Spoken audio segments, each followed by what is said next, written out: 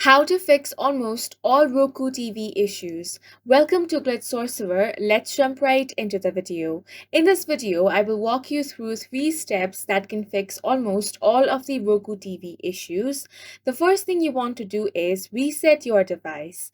To reset your device on Roku TV, you want to click on the home button 5 times, the up button once, rewind twice, and then fast forward thrice, and then it's going to run through the menu there and then pause for a little bit, and then during this process it may take about 30 seconds or so, and then your system will reboot. Another way to reboot your system is to unplug the power source and then wait for about 30 seconds or so, then plug it back in, and that should also reboot your device. Once you go through a reboot for your system, the application glitches will be fixed. But if that doesn't fixes your issue, we can move on to the next step.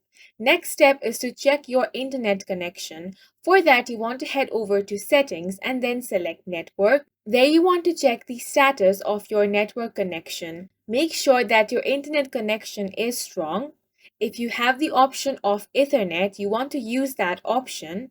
Now, if the internet is down in your area, then you want to contact your internet provider. Once your internet connection is restored, your Roku TV issue will also be fixed. Lastly, you want to head over to your settings and then go down to System.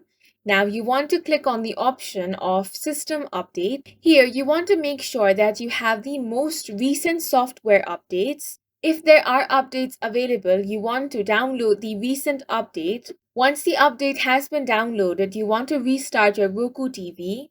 After the restart, your Roku TV should work properly. And that's it for this video. Please make sure to hit the like button and subscribe for more videos like this.